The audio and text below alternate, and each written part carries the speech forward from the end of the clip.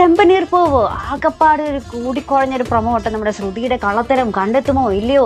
കുറേ ആയി അറ്റം വരെ എത്തും. പക്ഷേ എന്തെങ്കിലുമൊക്കെ കള്ളക്കഥ പറയും, ശ്രുതിയുടെ കള്ളക്കഥ പൊളിയൂല്ല. പക്ഷെ ഇപ്രാവശ്യം അതിനുള്ള സാധ്യതകൾ കൂടുതലാട്ടോ. കാരണം എന്ന് വെച്ചാൽ നമ്മുടെ സച്ചി, നമ്മുടെ ആദിമോനും നമ്മുടെ ശ്രുതിയുടെ അമ്മയും നമ്മുടെ ശ്രുതിയെ കാണാൻ നാട്ടിൽ വന്നിട്ടുണ്ടാകുമല്ലോ.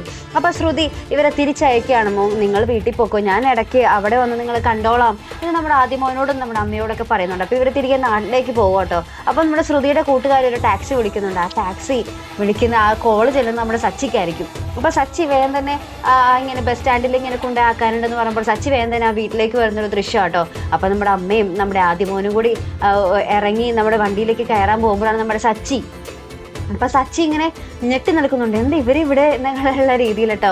അപ്പം അവരും ഇങ്ങനെ ഞെട്ടി, അയ്യോ പിടിക്കപ്പെട്ട് ദൈവമേ പോയി എന്ന് വെച്ചാൽ വീടിനുള്ളിൽ നമ്മുടെ ശ്രുതി ഇരിപ്പുണ്ട്. അപ്പം ഇനി എങ്ങാനൊക്കെ കണ്ടാൽ തീർന്നു എന്നുള്ള രീതിയിൽ അവരുടെ മുഖം ആകപ്പാടെ മാറി, എന്താ പറയുക, ഭയങ്കര സങ്കടമായി. അപ്പം ഇനി എന്താകും സ്ഥിതി? ഇനി നമ്മുടെ സച്ചി ഇവരുടെ ആ ഒരു കഥകളൊക്കെ അറിയുമോ?